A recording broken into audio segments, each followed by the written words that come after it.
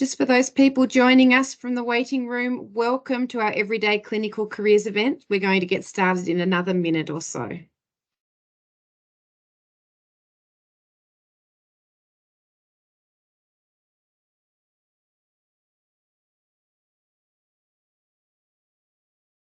Good evening, everybody. Thank you for those that are coming in and joining us. We'll just get started in a minute or so.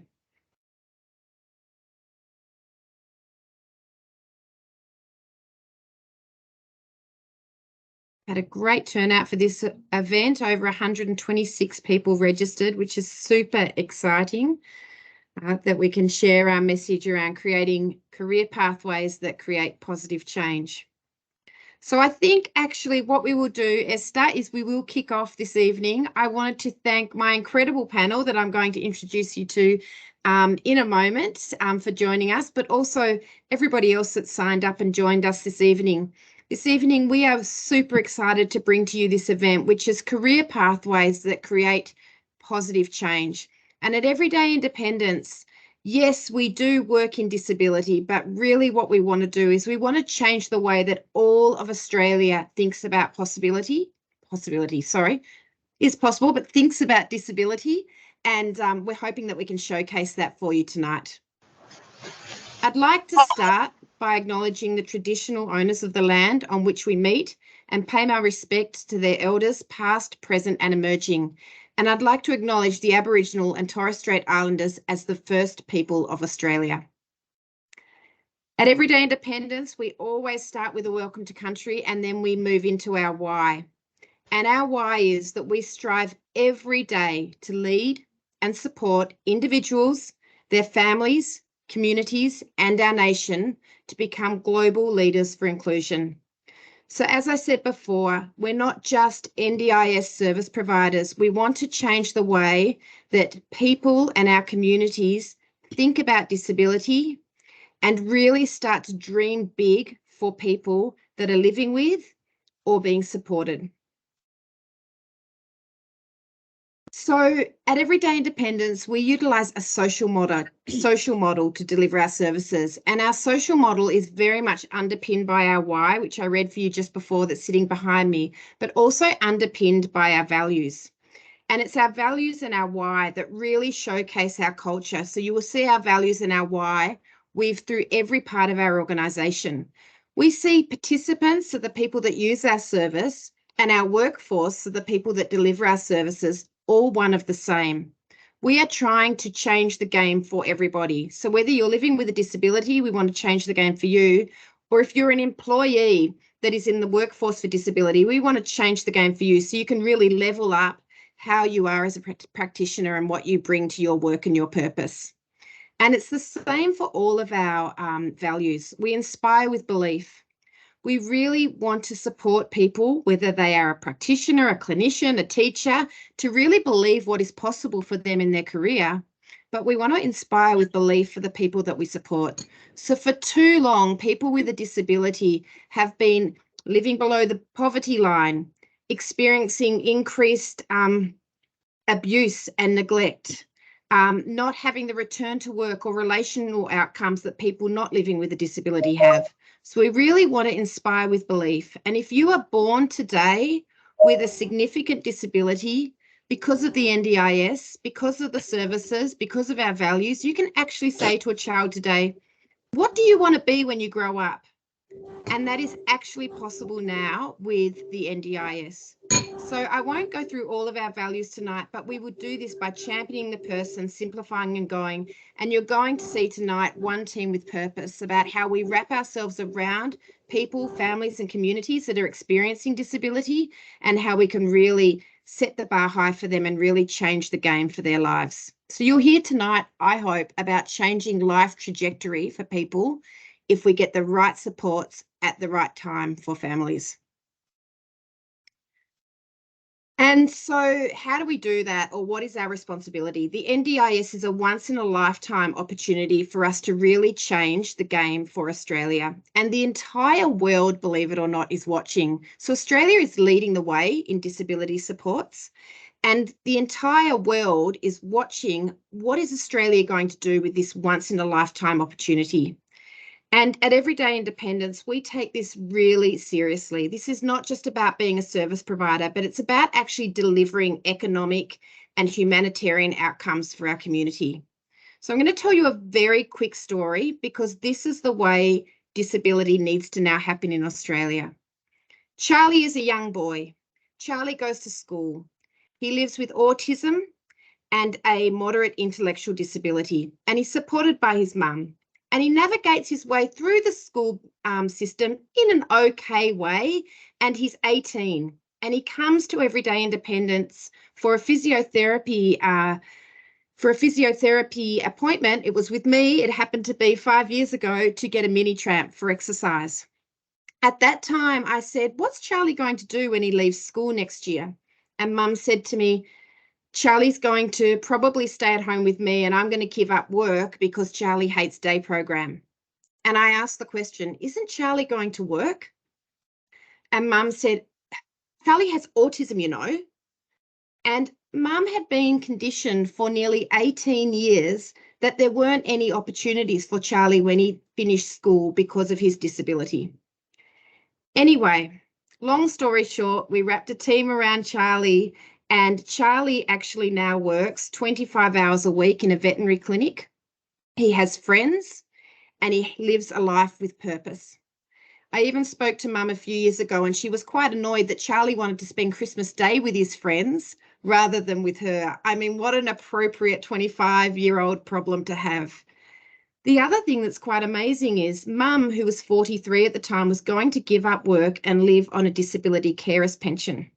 And Charlie was going to have a disability pension himself. So if we actually look at that, not only were they going to be living in a welfare model, they weren't going to be living a life with purpose. There was not going to be any family holidays that they currently go on or trips to see family in the country, but they were going to be really just surviving on a disability pension and disability carers pension. Now, that's not great either for the Australian economy. So the cost, we worked it out, over the lifetime of both Charlie and his mother is about a saving of somewhere between $4 and $8 million to the Commonwealth.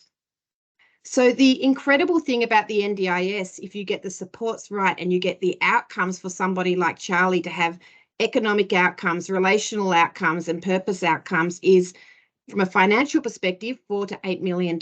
It returns money to the Australian economy. It doesn't take money from the Australian economy, and a greater quality life for Charlie and his mother.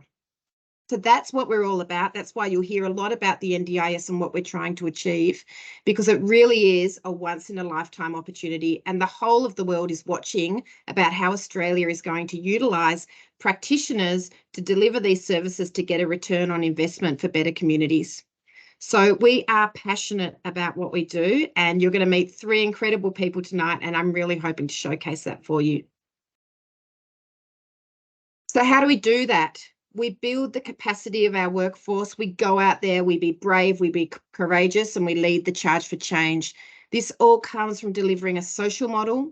It comes from delivering evidence-based practice, and it comes from supporting a workforce that inspires with belief themselves and uses one team with purpose. So you can see some of our values coming in there to really go out there and show Australia that therapy or services are so much more than just going in and doing a therapy session. We're going out there to build the capacity of families and communities. And you'll even see it's not just 1 or 2 superstars in our organisation. We've got a really deep breadth of knowledge of experience to train our younger workforce that is also coming through, or indeed training a workforce that may not be younger but wants to try something different and be part of this change. And I'm hoping you'll see that for especially some of our key workers tonight. We are making an impact nationally, so we are growing across the organisation, across all states of Australia.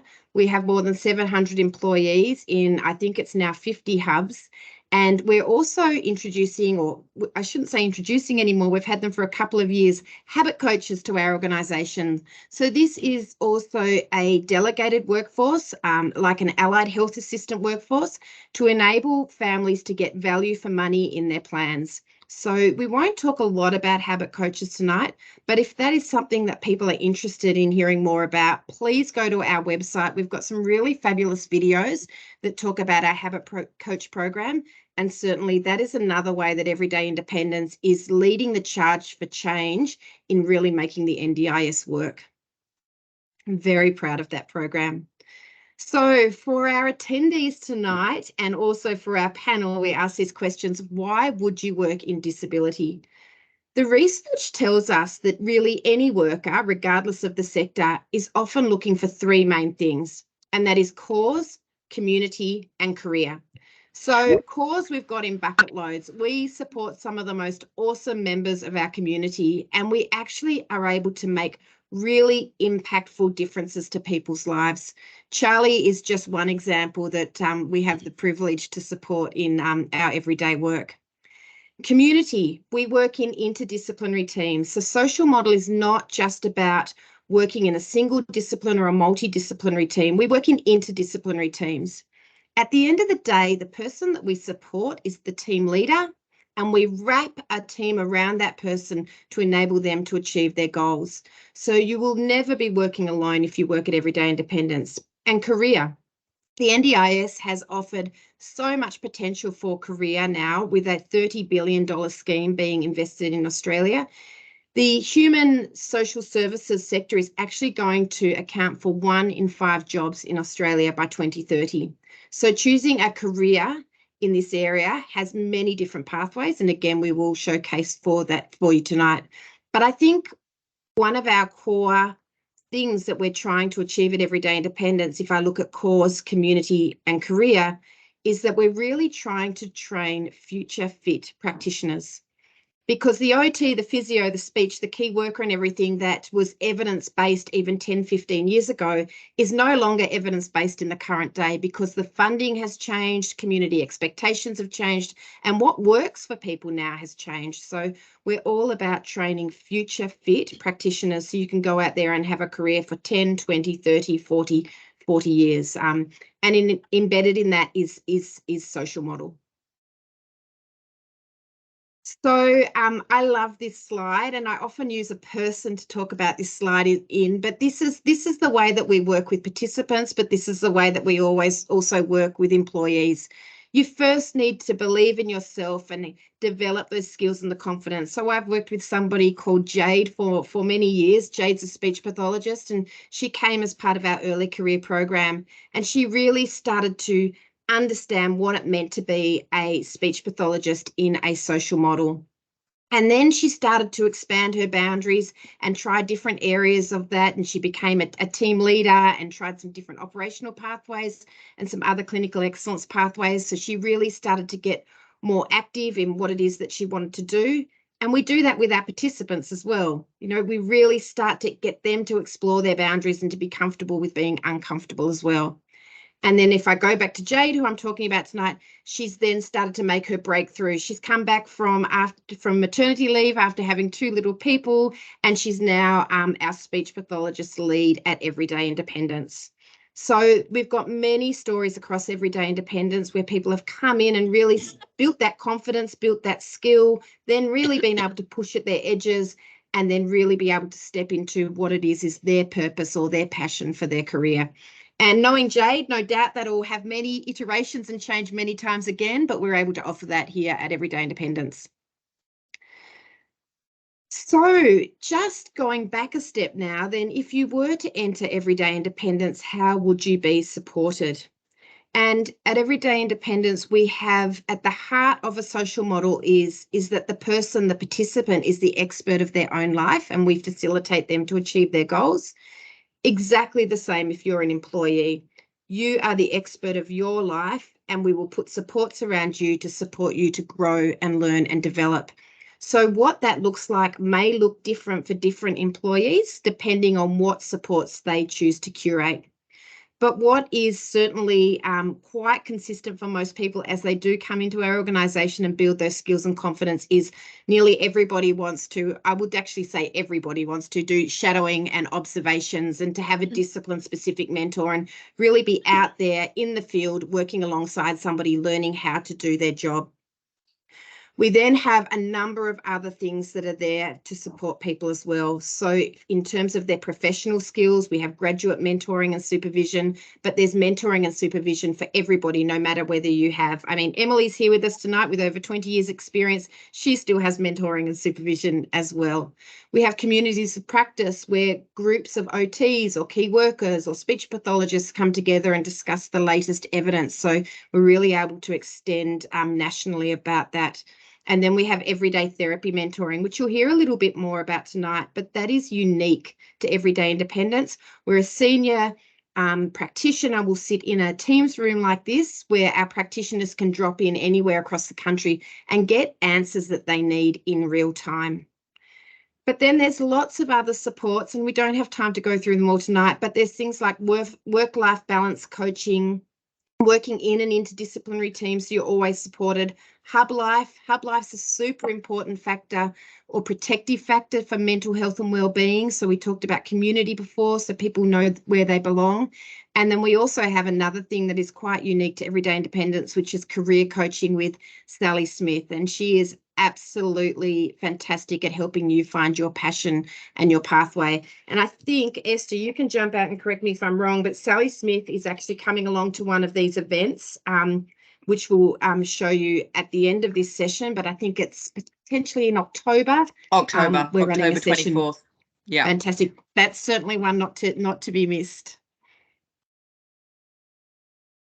And we're also going to have another session while we're on sessions later. This one is in November, another clinical pathways event like tonight, where you can look more deeply into the 7 clinical pathways that we offer at Everyday Independence.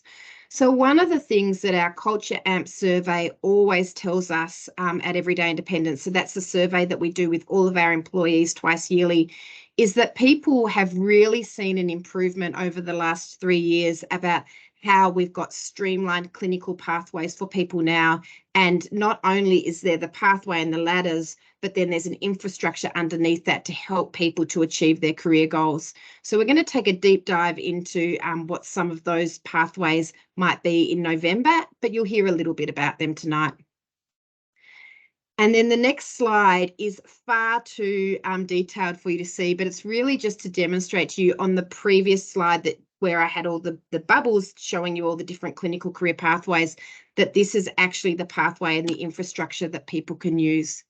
So if we go back to my example before about Jade that had progressed her way through the organisation with expanding her boundaries and making her breakthrough, she's been able to move up through these clinical pathways. But what's really unique, or I think quite incredible about them, is that you can sidestep through the pathway and actually get different skills from different areas of practice as well, and then really have your own journey. So we utilise what we call grow plans to do that. And our grow plans are really our career and professional development plans, but there is an infrastructure that certainly backs that up and will support you if you were to join Everyday Independence. So this is the last slide before I get to introduce our wonderful panel. This is Morgan. Morgan is another member at Everyday Independence. Morgan is an OT and she joined us in her new graduate year as an occupational therapist. Morgan then had a special interest in early childhood, so she trained as a key worker and then really found a passion in supporting others. So she trained and developed as a therapy mentor. And then Morgan later moved into an operational pathway, which was a team leader. And I'm using a past tense only because Morgan left us last Sunday. She has taken purpose leave from Everyday Independence, so that's another offering that we've had. But Morgan has taken purpose leave, so she's actually having a career break. She will have her job to come back to, and she's gone to explore the UK, which, you know, now COVID is over, is often a rite of passage for many young clinicians. So we do look forward to welcoming Morgan back, but it's really a lovely way of also appreciating the impact that she has had in her 4 years at Everyday Independence. She's significantly invested in herself, and that has had great impact to the team around her, but also the participants that we support. So that's really just showing you what a career can look like for somebody at Everyday Independence. So I now get to introduce our panel, which is super exciting. We're going to start with Melinda Thompson tonight, and Mel is our key worker lead at Everyday Independence. So we're going to talk a lot about what key worker looks like. We're then going to move on to Emily Nunn. Emily has been with Everyday Independence for over 5 years, but been an occupational therapist for over 20. So we're going to hear about Emily's role and how she supports others in our organisation as well. And then certainly not, I was going to say last, but certainly not least, Maddie Burt. Maddie and I actually used to be on the same team before I moved away. Maddie is a speech pathologist and wears a number of hats at Everyday Independence, including therapy mentor, subject matter expert, and has a passion for AAC as well. So you're going to hear from Maddie tonight. So I think it's really nice. We've got key worker, OT, speech. We also have behaviour support and physiotherapy at Everyday Independence, and there will be some similarities that you'll be able to draw tonight as well. So Mel, we're going to put you in the hot seat first. Mel's just back from some leave today, so she hasn't stopped all day. But Mel's worked in the field of early childhood intervention for most of your working career. I think that's correct, isn't it? Absolutely. And your initial training was an early childhood teacher, but you've since completed additional studies in special education and community support. And I will agree with this statement that is here, that you are a passionate advocate for early childhood intervention and embedding best practice support that delivers real meaningful and lasting change for the children and the families that we support. So Mel, I'm going to ask you a few questions this evening. Sure. Fantastic. So I've just introduced you, but can you tell us in your own words a little bit about your career and what led you to your current role being key worker lead at Everyday Independence? Sure, thanks, Ingrid. And you're absolutely right. I am probably just as passionate about early childhood intervention as I was when I started. And I'm not going to say how many years ago that was, a long time ago. But I started my working career as a teacher and then have done some additional studies in special education and community support. So have been fortunate to work in a range of different settings, but predominantly based around the early childhood intervention area.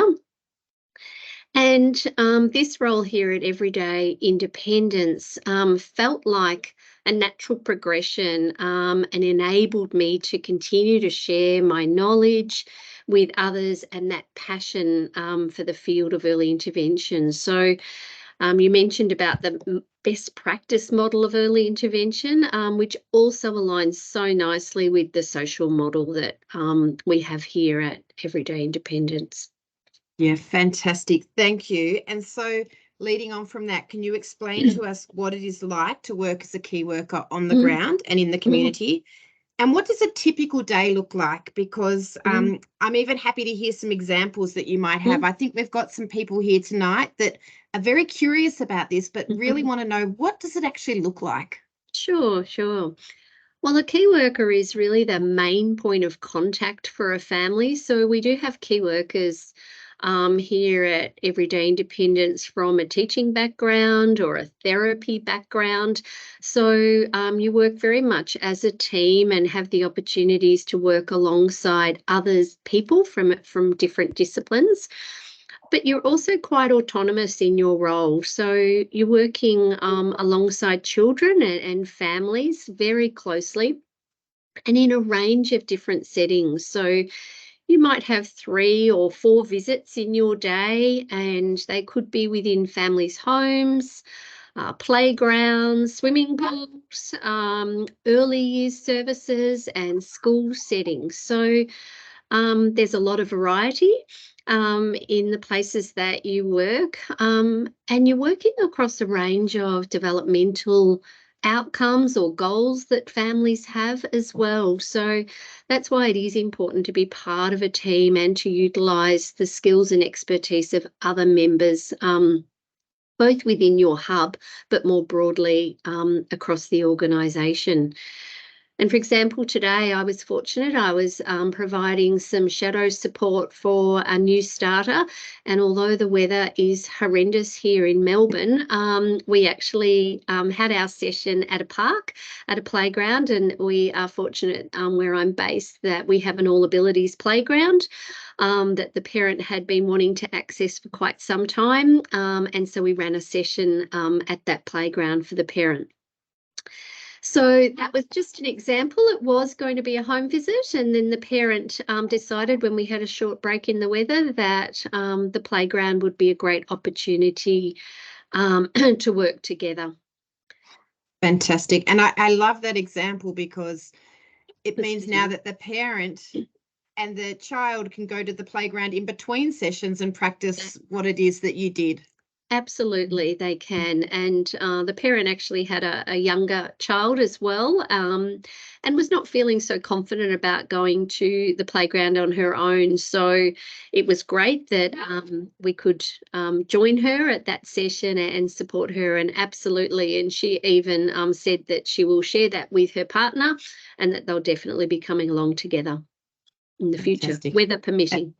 Yeah, of course. But as we say, therapy happens between therapy sessions, not just during, doesn't it? So a lot of the fabulous literature has certainly come out of the early years. Okay, Mel, we could talk about that all day, but let's go on. You have another really important, well, the main focus of your role is actually supporting key workers and building capacity of key workers across the entire country.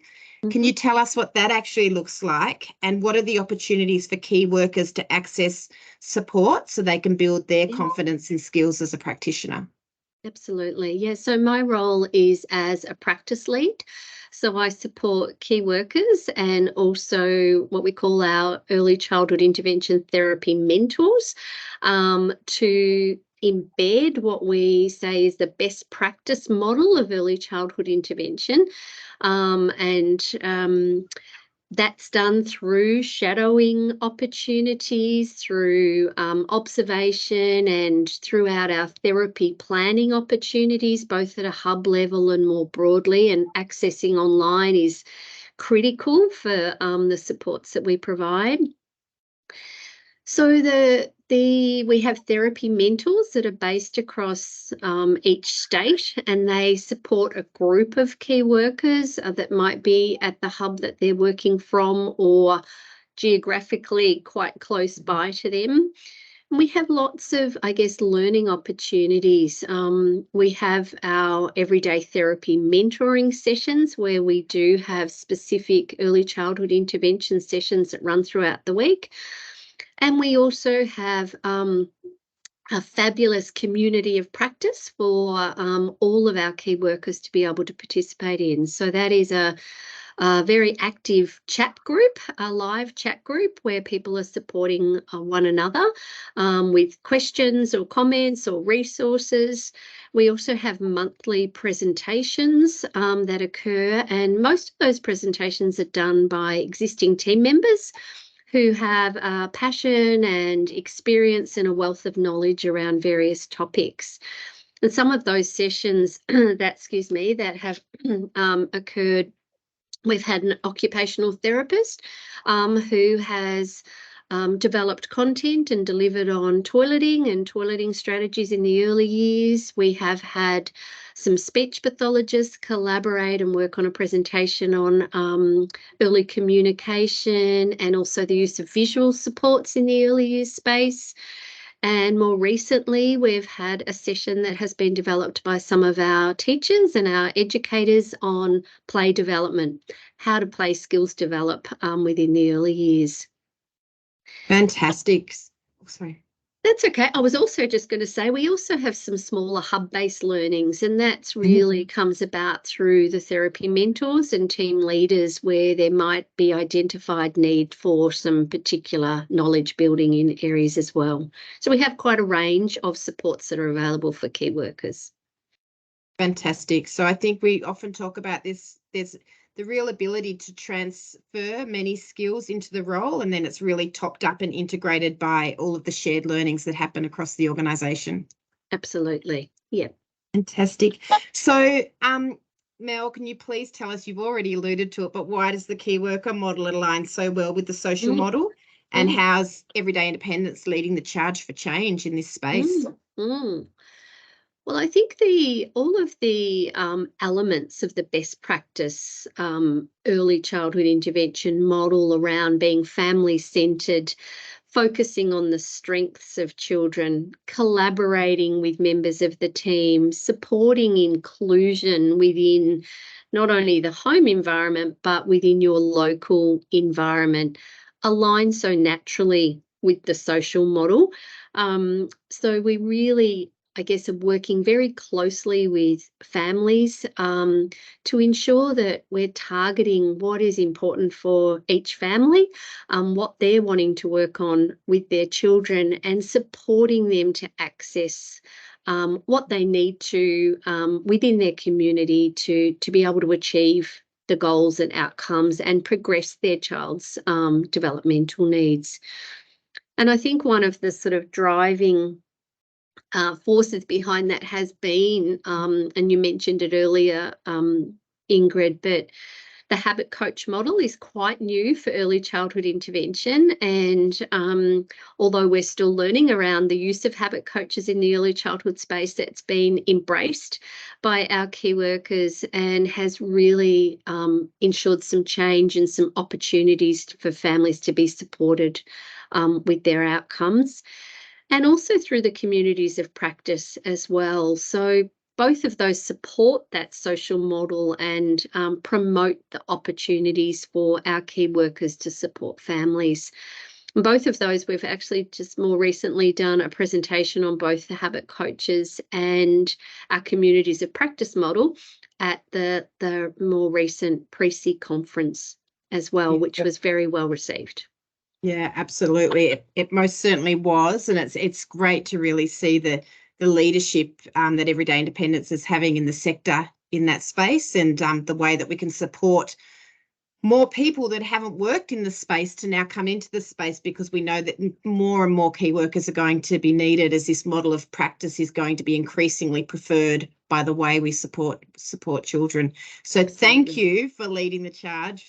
Really appreciate it. Pleasure. Now I'm going to ask you, I'm actually going to ask you just to give me 3 or 4 words, maybe up to 10, but what are the traits that make a good fit for a key worker? I think really enjoying working alongside families of young children. So really being able to work closely, and I've already gone over my 10-word limit, but working closely with families and working alongside them and joining them on that journey of child development and supporting their young children. Critical is knowledge of early childhood development, what might typically be the norms across developmental areas. So that sort of base knowledge around child development is really important. But that passion and that enjoyment of working alongside families is key. Fantastic. And so what is the potential impact for a participant that is able to access a key worker in those early years? What difference? What could their future look like? So working alongside very much individually with families around what they're wanting for their children. So we're really targeting the supports to make the change relevant for each individual family. So no two families are alike. So really ensuring that we're listening actively to what families are wanting and putting in place strategies and building the supports and the capacity of families to build their confidence to work alongside their child when we're not present, but also to engage with local services. And I did do a home visit also yesterday where a family was given information about enrolling in a local kindergarten program, which, because of their child's needs, they didn't think they were eligible.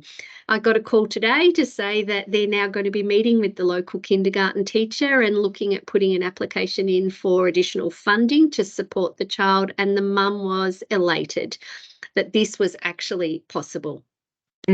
Fantastic. I love that. So just in closing, Mel, is it a privilege to work in this space? Oh, absolutely. As I said earlier, I love it just as much today as I did when I first started my career in this space. Yeah, I certainly, when I speak with you, I definitely get that vibe about how much you give to the sector, but there's certainly a tremendous amount that comes back in return about our ability to change the trajectory of people's lives. Absolutely, yeah. Tenfold. Thank you so much for joining us today. I could talk all day about the little people Ingrid. and how we can support them. But we're going to move on to Emily now. Emily is joining us this evening as well. Emily Nunn, as I mentioned before, is an OT of 20 years of experience and has worked in a range of settings, both in hospital and community, before commencing at EI over 5 years ago. Emily is a well-respected therapy mentor. She's certainly a fountain of knowledge and a subject matter expert in when it comes to assistive technology assessment and prescription, and also a fountain of knowledge in lots of other areas like housing and support needs assessment, as well as home modifications. The more complex it is, the bigger the smile often on Emily's face. So Emily, you don't really need any introduction more than that, but I'm really interested to hear from you tonight why you chose, as an experienced therapist, to come to Everyday Independence. What was the attraction for you? Thanks, Ingrid. I suppose I should firstly say I'm not quite yet there for the 20 years experience, so let's not add more years on than we need to. But no, I think, yeah, I approached EI and asked for a job, more than 5 years ago now. And I think what attracted me initially, and at that point in time, was definitely that social model of support and how Everyday Independence was embracing the National Disability Insurance Scheme and its potential, because it was a pretty rough time in the sector at that point in time. I had the opportunity to see our founder, Leanne Healy, talk, and it was really inspiring to see just what we were doing to really harness that potential of the NDIS and working in a really positive way to support this transition into this new scheme. And I think as a more experienced clinician, sort of deciding to step into Everyday Independence, it was really important for me to have somewhere to go that was sort of embracing NDIS and doing it well. So, you know, the vast majority of the work that we provide, or the support we provide, is around the NDIS. So not trying to work across different sectors or different funding streams. We were just really embracing NDIS. So that's kind of why I came here, and I suppose what attracted me initially to working at Everyday Independence. Fantastic, Emily. And you have, though, since joining us 5 years ago, had a number of different roles. Can you talk us through about how you've been able to pursue a career that's allowed you to focus on your passion and your interest? Yeah, I think I came on board as an OT and sort of in a more generalist role, but pretty soon there were some clinical pathways that were created, which really drew me in because of my background. So, and that's where I started working in that assistive technology assessor role and in that scope of practice. So that's allowed me to really consolidate those skills and work in that area in a more specialised way. But I've also had the opportunity to take on mentoring roles. So as a therapy mentor or an assistive technology mentor, so that I can support other clinicians as well. And then sort of leapboarding or sort of stepping on from that, I've been able to be part of some project work to develop and implement some training for assistive technology clinicians. So that's been really exciting for me, really looking at what we can do to help strengthen our workforce. And Sarah Evans and I were able to present that at a conference, Assistive Tech conference last year, which was pretty exciting to be presenting that amongst our 18 nerds nationwide. But also being able to wear a few different hats. So I've actually participated in training for other focus programs for housing and support needs, as well as complex home mods, to broaden my own clinical skill set.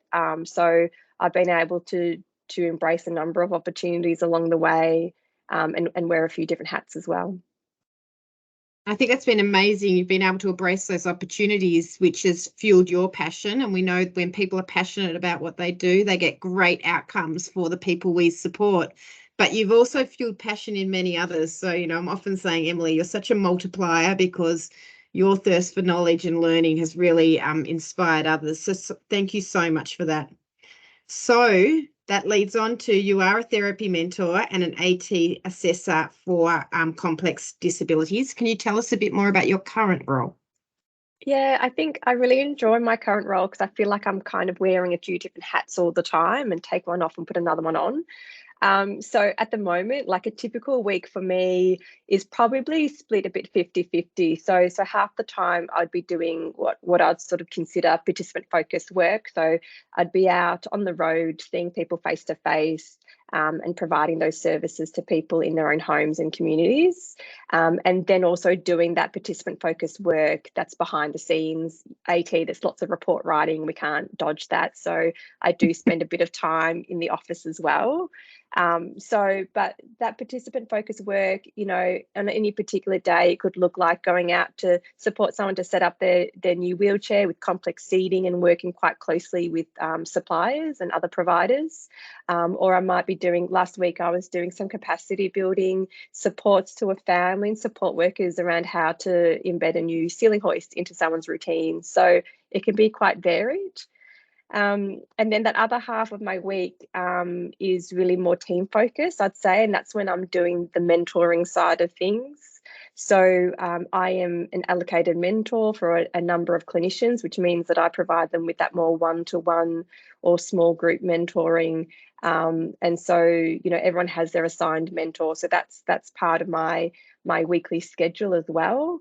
But I also get to sit within the everyday therapy mentoring schedule as well. So that's where I kind of put on my subject matter expert hat, and people can drop in and ask questions and get some clinical guidance and advice around assistive tech and their assistive tech questions. And so that's a support that clinicians can access above and beyond their sort of allocated therapy mentoring as well. So I quite enjoy that because I get to sort of have lots of great conversations with people and meet with people from around Australia.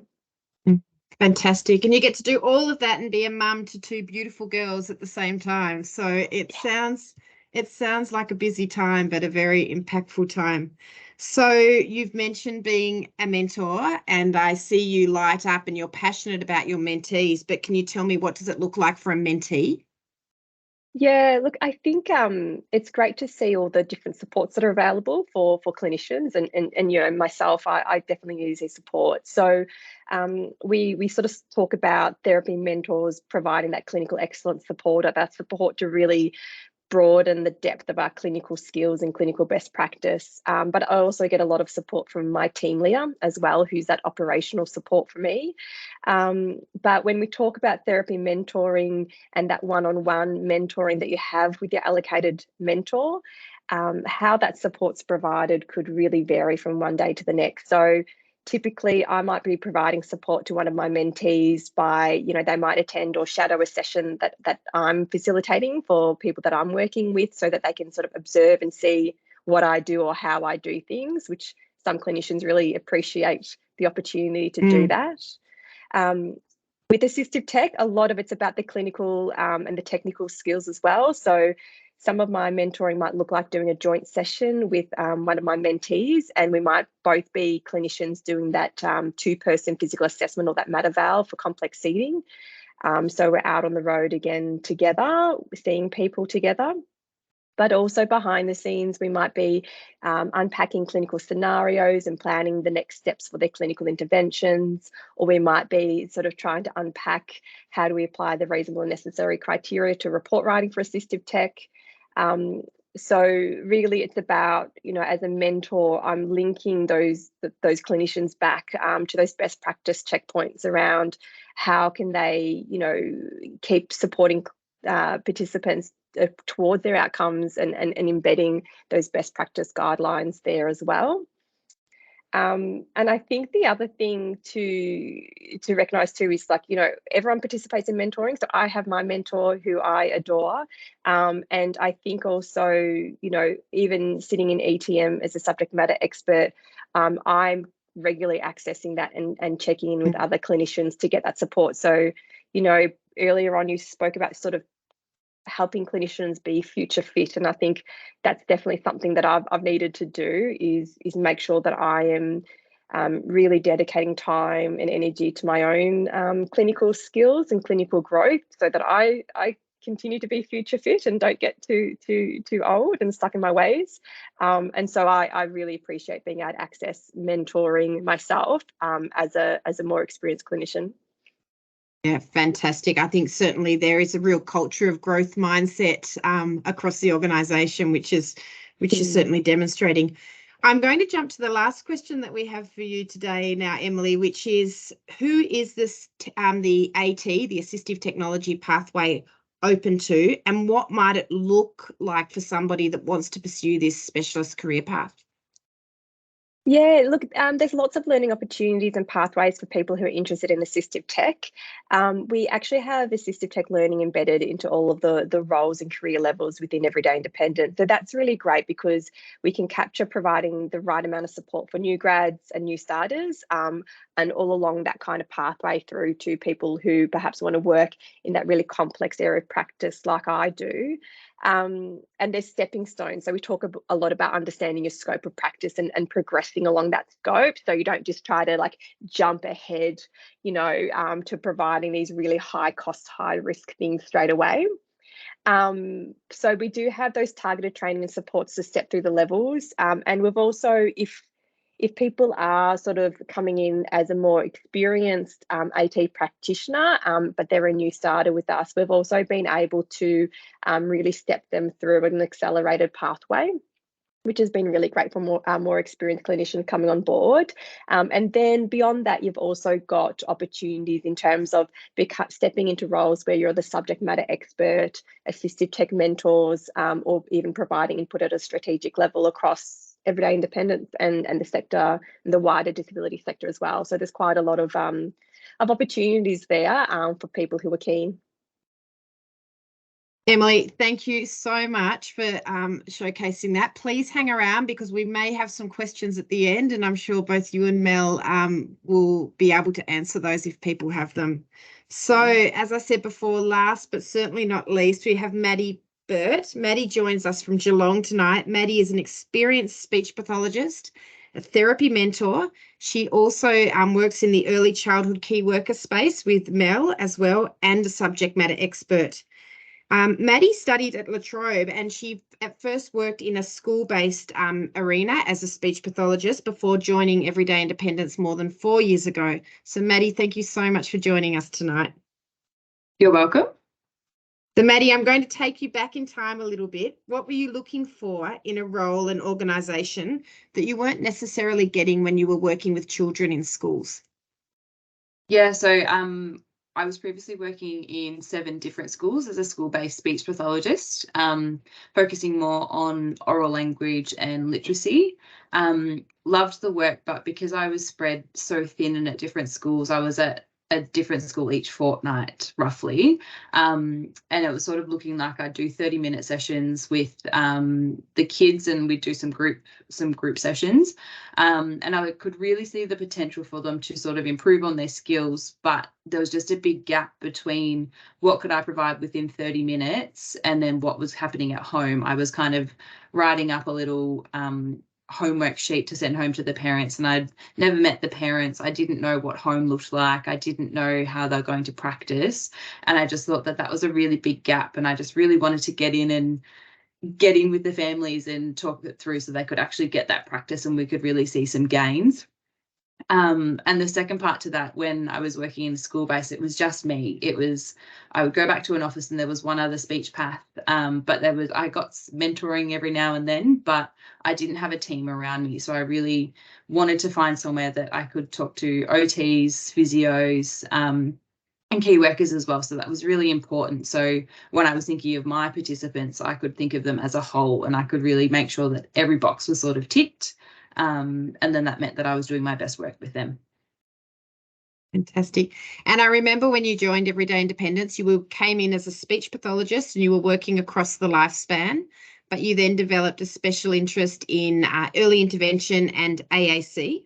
Tell us how you've been able to tailor your work and career to really bring those interests and those passions to life for you as well. Mm-hmm. So when I first started at EI, I wanted to make sure I was still working across the lifespan because I enjoyed working with children, but I also enjoyed working with adults. So when I started working at EI, it was the first time I was working in disability. So I didn't have that experience before. So I wanted to keep all my avenues open.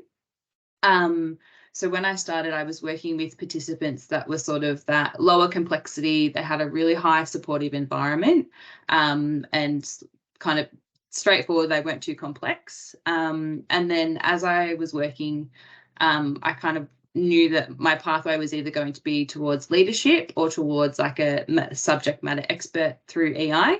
And I chose that I wanted to go down the subject matter expert path. So from there, I wanted to push myself and I really wanted to increase my knowledge and my skills. So I started looking at getting some more complex participants onto my caseload. And naturally, with Speech Path, if the more complex participants, they need AAC. And I'm aware that there's people on here who might not know what AAC is. So that's communication devices, majority. So people who might be non-verbal or minimally speaking. So from there, I decided that I wanted to pursue and increase my skills within AAC. So from there, I was able to sit down with admin within my hub, and we could have a look through who was on the wait list, who had been handed over, or participants that were waiting for speech input. So I was able to sit down with them and pick and choose some participants that would align with my interests. So from there, I kind of transitioned towards a 60% caseload of AAC and kept some of my other participants who were the low complexity. From there, I was getting quite confident with my AAC, and then I still had that foundation of oral language from when I was a school-based speechy, and that was still really interesting to me. So I wanted to work on the younger children and work on early intervention to really get those skills and get those really good outcomes. So from that, I was able to do the internal key worker training. So when there's new key workers that start at EI, they do the onboarding process and the training. So I could just jump into some of their Zooms and get some knowledge on how to do things like they were. So from there, then I added on another 20% caseload of key worker, doing that within consult. And then from that, I realised that there was another gap within our hub, so I started to do some group program training. So that's when I did an internal training for Lego group, and I was able to do an external training for a Hannon It Takes Two group with my PD budget. So from there, I was able to kind of bridge another gap and do some group programs and see more participants. And then from there, that's when I transitioned into some mentoring roles. So like Emily was saying, I've got individual people that I do mentoring with, speeches at my hub. And then I've also transitioned to do that everyday therapy mentoring across the organisation. So it's kind of been, in my head, it makes sense. It's a very smooth process, but for other people, it seems like I'm just jumping around everywhere. Not at all. I think it's such a great example, because we think of those three bubbles that we looked at in the previous slides about building your skills and confidence and then expanding your horizons and making your breakthrough. It's just been incredible to watch you do that, and just so grateful for the time and energy that you've invested in yourself, Maddie, because it's just having such a huge impact on participants, but also, as I know, because I know the Geelong Hub so well, the team. So thank you so much for investing in yourself like that and really taking up everything that's on offer. And, you know, I love hearing you speak passionately about it. So let's keep going. What do you love about working in the AAC space? And tell me, how have you seen it impact someone's life? Yeah, so like I said, it was around 2021 that I started really getting into the nitty-gritty of AAC. With that, I was able to do some internal training that was run by one of the speechies. So across the organisation, I could access internal training. And again, I could also use my external PD budget to do some additional training. So I think also from that, I've also moved on to doing report review across the organisation. Like Emily mentioned before, there's lots of report writing for AAC. So for any speech path that writes an AAC report across the organisation, they submit it and then I can review it to make sure that we've got the right evidence, the right amount of information to make sure that it's likely going to get approved from NDIS. So that's kind of the basis of what my AAC looks like. And the reason that I love AAC so much is it's just all encompassing. It's kind of like Mel was saying before with key worker. For AAC, you can't really just pick something off the shelf and it's going to work for a participant. You need to look at the person themselves. You need to look at their environments. You need to look at who are they communicating with. You also need to consider their language. You need to consider their positioning. So you've got OT, you've got physio, you've got speech with language side of things. And I think it's really, really empowering because you take communication as a basic human right. So to get someone who has trouble with communication and finding that thing that really works for them, I think that's why I'm so passionate about AAC. So probably my best story of impact is a participant of mine called Tegan, who I met 2 or 3 years ago. When I met her, she was a 20-year-old. She's still living at home with her parents. She communicates with using a lot of single words, but when she does speak, she's a bit hard to understand. So, for example, if she's saying chocolate, it sounds like mockmet. So she's got really good support workers in her family who understand what she's saying and how she's saying the words. She also uses some gestures, but she tends to make up gestures herself too. So depending on the day, she could say haircut is this, but she could do haircut is this. So it's really inconsistent. She had a device that was prescribed to her during school. It was on an iPod Touch with a program called Proloquo to Go. But the reason that didn't really work is because she would get onto her iPod and she would change the settings. She would change it to Spanish. She would crash the system. She'd delete the app off her iPod. And Mum was having to re-download every single time and it just wasn't getting used properly. So I sat down with the family and I looked at what are all the other options available. So with AAC, there's hundreds of devices and lots of software. So you really need to keep on top of what's around. So I was able to sit down and figure out that something that would be an iPad size wasn't appropriate for Tegan because she liked to have a little iPod Touch size because she called it her phone. So I was able to find a device that was that size, had a similar program on it, that was like Proloquo, but a little bit different. And that was just her communication device. So she wasn't deleting the app anymore. She was using it most days. And then the biggest impact that has had is that when she goes out with her support workers, previously she was trying to order coffees when she went out, but the support worker was going to have to say, okay, Tegan's going to come up and she's going to do this, which means she wants a cappuccino and she wants 2 sugars. But now she can go up and she can just order the whole thing on her device, including the size. She can ask for a receipt. And the person at the coffee store doesn't have to look at her support worker to ask the questions anymore. And that's also going to be really important because she's looking at moving out into supported accommodation in the next 2 years. So she's going to go from having a family who are really familiar with her communication to having support workers who possibly don't quite know her at the start. And it's really going to bridge that gap and means that she's not going to have any behaviours or she's going to have any frustrations or anything because she's going to be understood from the start. I mean, there's so many, what that will now make possible for her is just incredible. So we'll have to invite you back to the next session, Maddie, and hear more about that. But, you know, did you say she was 25 years of age? Around that, yeah. Yeah. So very normal for a 25-year-old to be moving out of the family home, and that can't happen until they can communicate, have that human right that you mentioned, and parents are confident that they're going to be able to have their needs met. So yeah, fantastic story. So Maddie, I'm going to jump to the last question now too, and it's a bit of a different one for you tonight. There's a huge shortage of speech pathologists in Australia. There's long wait lists for the NDIS and participants trying to access support. And as we, talk about frequently at Everyday Independence in the key worker model in particular, and children, that there really is a very important time in somebody's life where these supports can really change their life trajectories. So it's not actually okay to be on waiting lists. So how is Everyday Independence going to be addressing this speech pathologist shortage at Everyday Independence? So at EI, we are getting a little bit creative with how we provide speech services. So the first way, we've kind of mentioned it before, is working in a consult model. So me in particular, with my 20% key worker caseload, that looks like me upskilling the key workers and giving them some additional skills on how they can use skills to work on speech things. So it might be that if there's a little one that has some speech sound errors, I might do a bit of a burst, and then I can upskill the key worker on how they can do it themselves.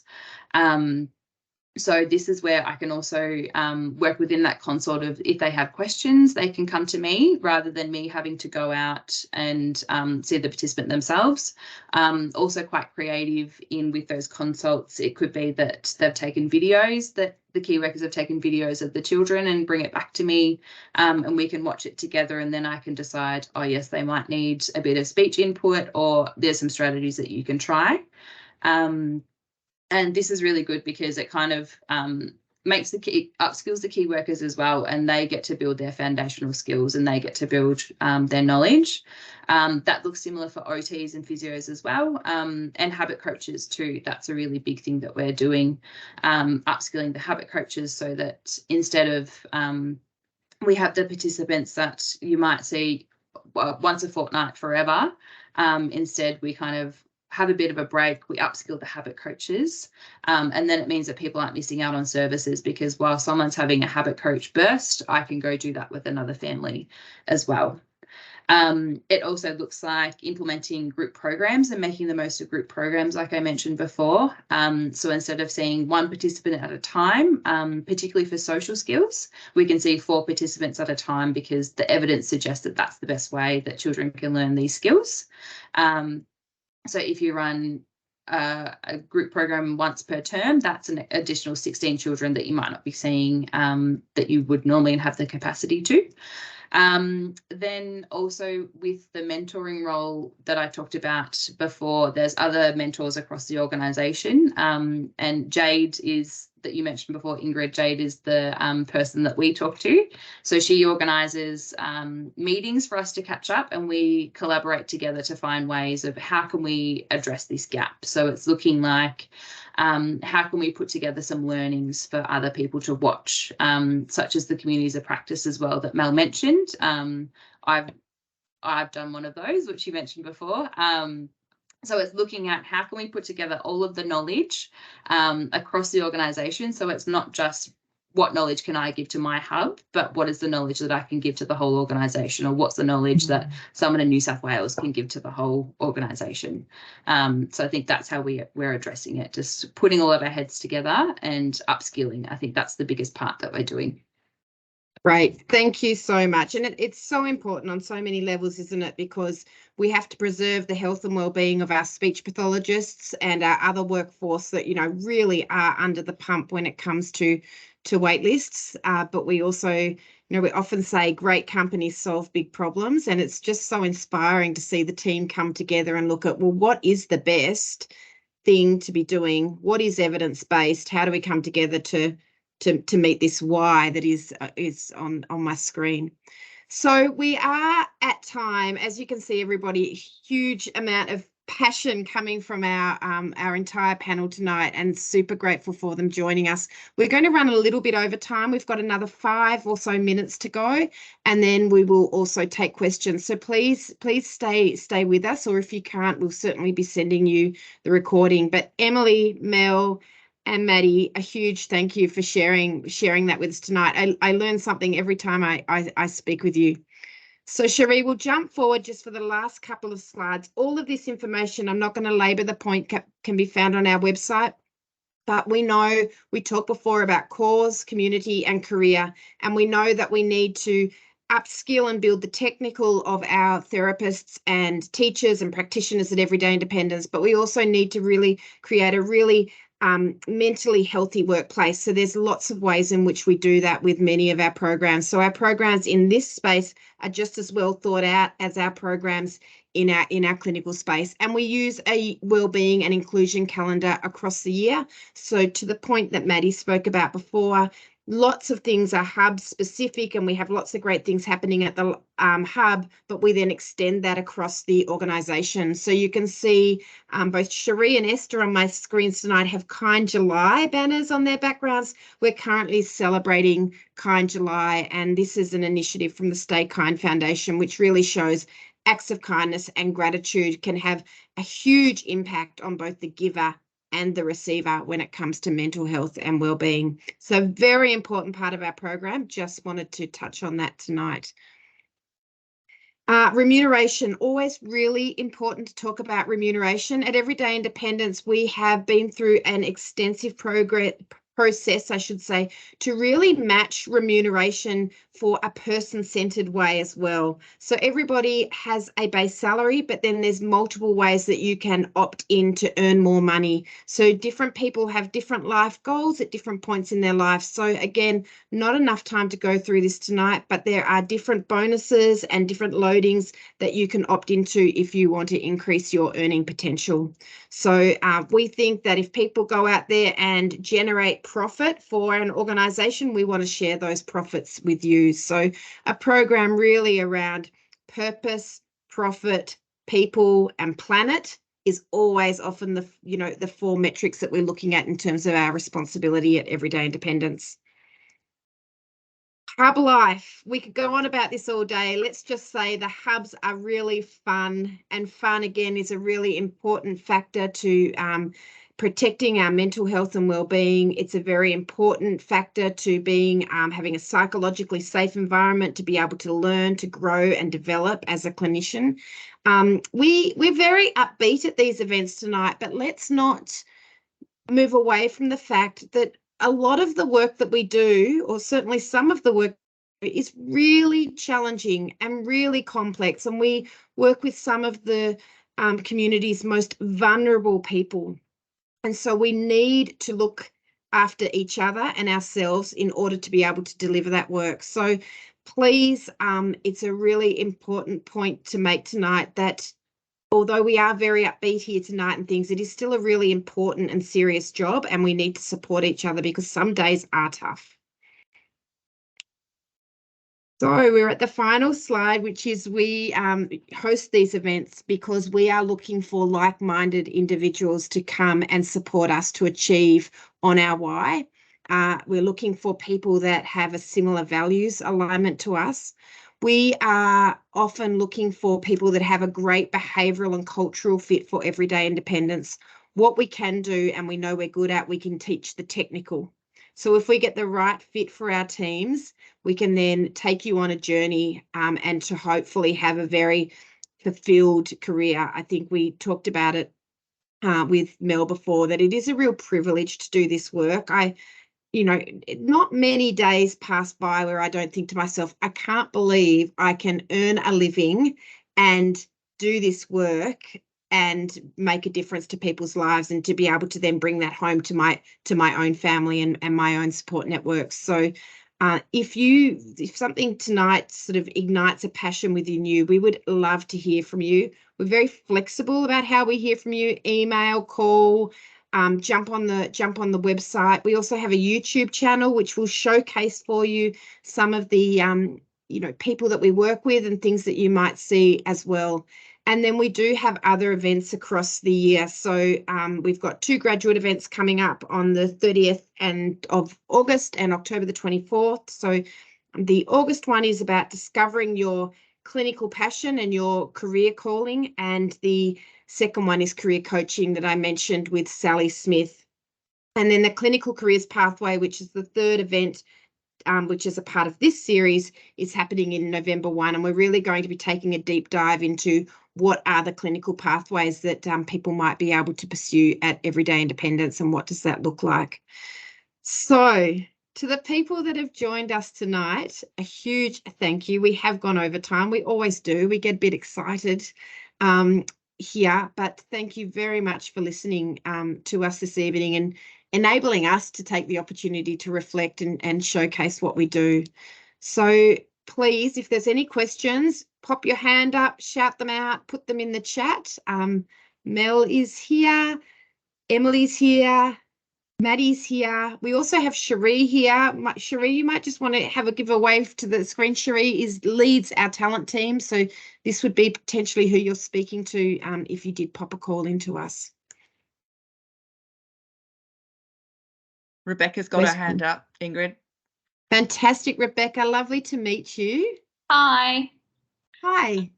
I just wanted to ask if I've seen the bonuses for your remuneration. I'm just wondering if there's a way to access the base rates for various. I'm looking at key worker specifically, but I'm sure other people are interested in the others as well. Yes, certainly, Rebecca. So we don't actually publish them. And the reason we don't do that is we need to actually make an assessment of where somebody would be sitting on our scale. The scales have quite a number of bands and rows within them. But certainly if you call Cherie or any of these contacts, we're really happy to have that conversation up front. We'd ask you a few things about, years of experience, what type of experience, etc. And we'd certainly be able to support you with a range. Yeah, awesome. And I was also wondering what sort of, in that same conversation, could you ask about like KPIs, that sort of thing? Absolutely, absolutely. So all of those sorts of things are really important as you're determining, if you want to apply or not. We're certainly happy to have those conversations up front. Amazing, thanks. Now, I did see somebody pop in the chat that they are interested in exploring an opportunity. Who do they contact? Nazim, yes, you can see the screen just now. Email careers@everydayind.com.au or 1300 179 131. Great, we're getting some questions. Is it Heidi, the next question, Esther? Emma and then Heidi. Fantastic. Emma, lovely to meet you. Hi, thanks for running the event tonight. My question's around the early childhood key worker roles. I have a primary school qualification and experience with children under 5 in a hospital setting, but I don't have an early childhood education qualification. Would that exclude me from that role, or would that be taken on more of a case-by-case basis? I'm going to cross to Mel for the answer to that question, or maybe Cherie.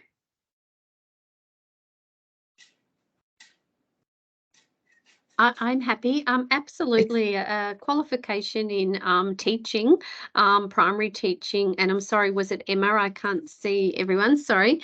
Absolutely, is perfect for a role here as a key worker, Emma. Okay, great. Thank you. And then Heidi. Heidi, lovely to meet you. Lovely to meet you all too. Thank you so much. This has been amazing. I just wanted to ask Mel, I'm interested in key worker as well. What sort of, you mentioned there might be 3 or 4 visits for the day. What sort of admin is involved post-visit? That's a great question. Great question, Heidi. So I guess we try and throughout our training that we do when you begin with the organisation, we talk about what a typical home visit looks like and the sorts of the elements that are built into perhaps a typical session. And there are administrative tasks that are required, and it's important for us to take case notes and to provide information to the families around the types of supports that we're providing and follow up any information as well. But we try and do as much of that as we can whilst we're in the session with the family, so that we're reviewing any discussions that have taken place, where we're talking about strategies that might be worked on between sessions, any follow-up that might be required with either internal or external people. And so that discussion and note-taking and admin, we encourage most of that to happen whilst we're in sessions with families. Yeah. Of course, there are always going to be some things that happen outside of sessions. So they are all part of the role, and there is time that's allocated and is part of your day. How you manage that can be quite different for each person as a key worker. Some people set aside a dedicated time within their week to follow up tasks that are associated with the role, and sometimes I like to call them indirect tasks. They're not done alongside the family. So everybody does that a little differently. So it's really around how you work it within your calendar and within your schedule. Okay. And sorry, one more quick one. How often would you be seeing a particular family? Another great question. So families generally in the early childhood intervention space get an allocated number of hours within their NDIS plan, and we work really closely with the family when we're first getting to know them around the types of supports and the environments in which they want those supports to be delivered. And then that we work out a bit of a plan of how we're going to utilise those hours. So for some families, it might mean that we have sort of pretty regular supports that are in place on a fortnightly, a weekly basis, a monthly basis. But we're flexible within that because we are working in that transdisciplinary team. So we have other people that are coming in and out as required as well. And some sessions are within early years, school settings or local community settings. So we work out a plan with a family so that we can utilise the hours as best we can that they've been given, but that can swap and change as time goes on. Sure. Fantastic. Thank you, Mel. And Emma, I might just jump in there because it comes back to a core value of ours, which is champion the person. And what sits within that is this concept of nothing about me without me. So we use that with our employees and our participants. So if we're going to have a conversation without the person present or do an activity without the person present, we're making a conscious choice to do that. And as Mel said, there's times that is necessary, but trying to complete everything within a session is a really important component of the social model, really including the person in it. And we've got Emma Hey. Myers. Emma Myers. Emma Myers, welcome. Hi, thank you. I've actually got two questions. One piggybacks off of Heidi's question, which is what does the caseload look like for key workers? And then I have a second question as well, which I'll just throw out there now too, which is how do you determine which children qualify for working within the early intervention key worker model and which ones actually need specific therapy from a speech therapist or from an occupational therapist? Like, how do you make that determination? Over to you, Mel. Great. I hope I can remember both questions. So I guess in terms of the caseload question, everybody, if you spoke with all of the key workers across the organisation, they probably have a different number of children and families on their caseload. And that can vary really because of families getting a range of hours of support that have been built into their NDIS plans. So we do have families that we utilise all of the hours that are in their plan, and other families who might access supports external to EI as well. So Caseloads can vary enormously, and we try and be as receptive and as flexible to the needs of the children and utilise as many of the supports within the organisation. And an example of that is the introduction of habit coaches in the ECI space, where they can offer increased opportunities to support achievement and progress of goal and outcome areas, but because they are a reduced rate, then the key worker, that offers an opportunity. And I think Maddie alluded to it in her discussion as well, where key workers may pick up additional participants or additional children and families because they've got other people in also supporting that child and family. So we don't have a hard and fast rule, but it's an ongoing discussion that key workers will have alongside both their therapy mentor and their team leaders at a hub to ensure that you have a manageable caseload for your work days, and because we're working across a range of geographical areas, so it's all around sort of managing what your week looks like and your schedule. And then here at EI, we do embrace that best practice key worker model of early interventions. So we have a transdisciplinary team, so that team of professionals from a range of disciplines, and we embed that model here at EI. So we don't offer in the early childhood space dedicated discipline-specific therapies only, because of our belief around the evidence of the key worker, the effectiveness of the key worker model. Does that answer that question for you? Yeah, it does. Thank you so much. I was going to say, Mel, I think to answer that question a little bit more, I spoke about it a bit. So if you're thinking that your little person in the ECI space might need some OT or speech support, that's when you can go back to your hub and talk to, I know in our hub, the speeches allocate sort of an hour a week that people can come in and book in billable consults.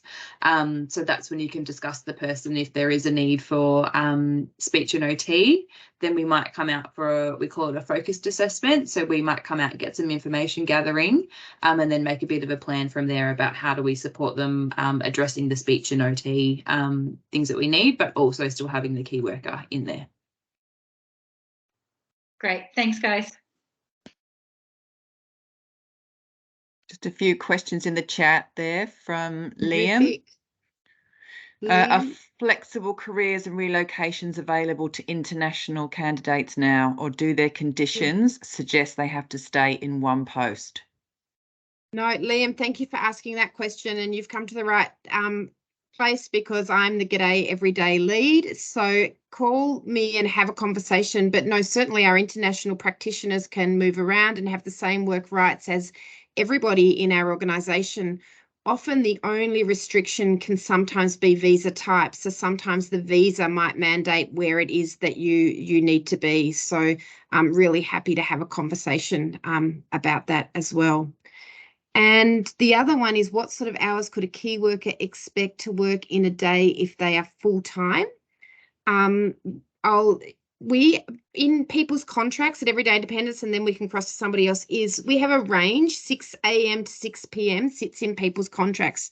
And that's to enable people to have autonomy and flexibility over their work day. So that begins with the employee and about what's going to suit you to bring your best self to work. Certainly in the key worker space, the after school time frame is very popular. So that really sort of 2 p.m. to 5 p.m, even sometimes 6 p.m. Is really popular. So again, we then need to meet the family and their needs where they're at. But that's not that you're working at 6 p.m. 5 days a week. It's just offering flexibility to families and flexibility yourself. So an example, this week I was working with a key worker, and she was telling me that she actually starts her day 2 days a week at 10 a.m. and she does some other things that she does in her personal life because some of her days go a little bit longer. But I will cross to Mel and Maddie because they actually do it. Yes, autonomy and flexibility, but we need to meet the needs of families as well.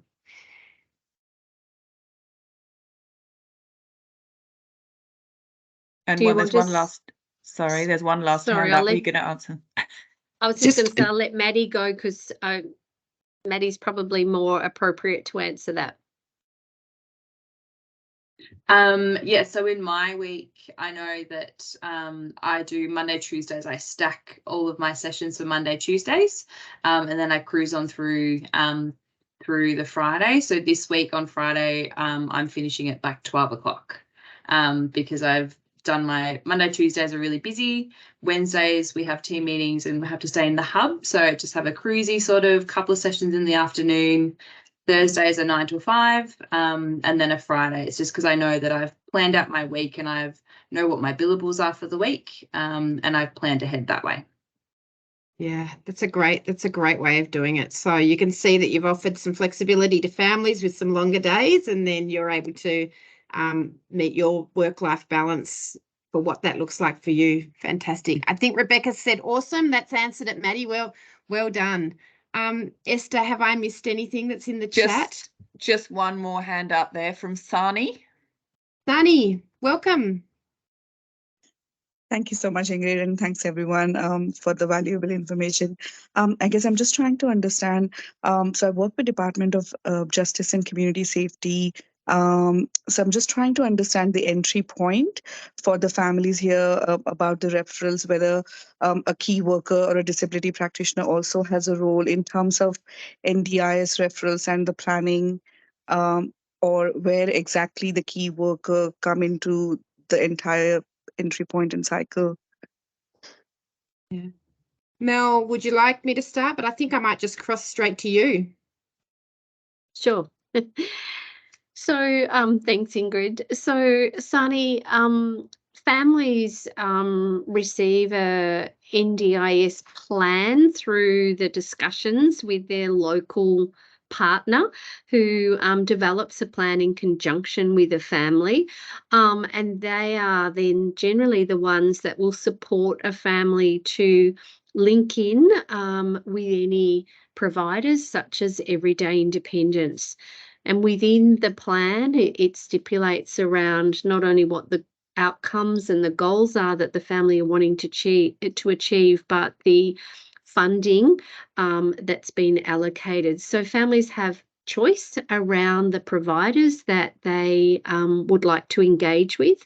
And there's information on the NDIS website, and through their local partner agency, they're given also information about the model of practice around the key worker model, and who may be some localised sort of providers that they can link in with. So families. Oops, sorry. No, I was just saying thank you. Is there anything else you wanted to add, Mel? No. And I think, Sani, I may have heard you mention disability practitioner in that. This is in a very, very simple form, but key worker early childhood intervention at Everyday Independence is 0 to 9 years of age. And then once a child hits that sort of 9 years or 10 years, they then move into a different model, which is social model interdisciplinary practice. So interdisciplinary versus transdisciplinary is slightly different, but that's where we might then use a disability practitioner. And a disability practitioner is not a key worker, but there are certainly common elements between key worker and disability practitioner. So really happy to explore that more with people if they are interested in one of those roles as well. So that's working with the 9 years plus. Is that the same as a support worker? No, it is different. It is a capacity building support funded through. So support worker is often somebody that goes out into the community and supports that person with their daily tasks and to embed all of their routines in their life. And a support worker is somebody that is not degree qualified. A disability practitioner is often degree qualified, so it is a different role where they are degree qualified and supporting somebody to execute on their therapy plan. A support coordinator is different again. We don't do that at Everyday Independence, but a support coordinator plays the role a little bit like, again, different but the same as a case manager, where the person will go to the support coordinator with their NDIS plan and say, I have this plan, I need to implement it. And the support coordinator will connect them to services such as Everyday Independence and many other service providers out there, so supporting somebody to spend that plan. So yes, lots of different roles. This is why the whole world is watching Australia. How's this going to play out? What are going to be the roles that are impactful? What are going to be the roles that are perhaps nice to have? But I think there's different members of our community with different skills, abilities, capacity and advocacy that exists within their life. So different people do require different levels of support. And at the heart of what we do is person-centered practice. So we get to know the person, we work out what they need and then link them into the appropriate supports. So lots to learn, lots to do. There's never a dull moment. It is very fun. And I think I'm repeating myself in saying it's a privilege to work in this space, but it really is. I think that is the most questions we've had at one of these events in a very long time. So to Mel, Emily, Maddie and Esther. Esther is the quiet achiever behind us all here, guys. She puts the entire event together and Cherise had to nip off. Thank you so much for contributing to tonight's event. It's been really, really engaging and lovely hearing from you all. And Esther, it's always slick when you're in the background getting it all happening for us. And to the people that have stuck with us to the very end, thank you very much. I will stay on for another 5 minutes or so. If there's somebody that didn't want to ask a question in the public forum, I'll stay here. But I'm going to say thank you to our panel and let them go. They've probably got dinner to be had and they're going to turn up and pack some more lives tomorrow. So thank you very much for being here tonight.